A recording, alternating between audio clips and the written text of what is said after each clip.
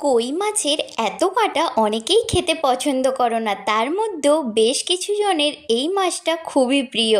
আমার খুব বেশি ভালো না লাগলেও মোটামুটি লাগে, তাই আজ ভাবলাম তেল কই বানিয়ে নিই। ফার্স্টেই মাছগুলো নুন হলুদ দিয়ে ভেজে তুলে নিলাম। ওই তেলেই গোটা জিরে, আদা কুচি, রসুন কুচি, শুকনো লঙ্কা আর পেঁয়াজ একসাথে বেটে সেটা কষিয়ে নিচ্ছি।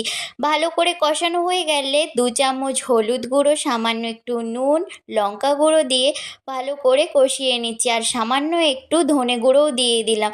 যতক্ষণ না তেলটা ছেড়ে আসছে ততক্ষণ কষিয়ে নেওয়ার পর টমেটো বাটা আর বাটি ধোয়া একটু জল দিয়ে অল্প অল্প করে কষিয়ে নিচ্ছি, যতক্ষণ না টমেটোর কাঁচা গন্ধটা যাচ্ছে আর মশলার কালারটা খুব সুন্দরভাবে চেঞ্জ হয়ে আসছে।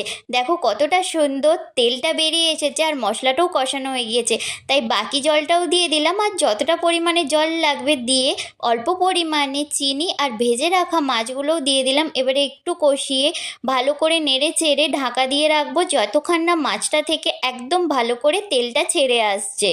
যেহেতু কই মাছে একটু আষ্টে গন্ধ থাকে, তাই বরাবরের মতন এবারেও আমি একটু লেবু দিয়ে দিলাম আর ওপর থেকে কাঁচা সর্ষের তেল ছড়িয়ে অল্প নেড়ে চেড়ে গরম গরম তেল কই গরম ভাতের সাথে সার্ভ করে দিলাম। দারুণ হয় খেতে, অবশ্যই একবার ট্রাই করে জানিও তোমাদের কেমন হলো।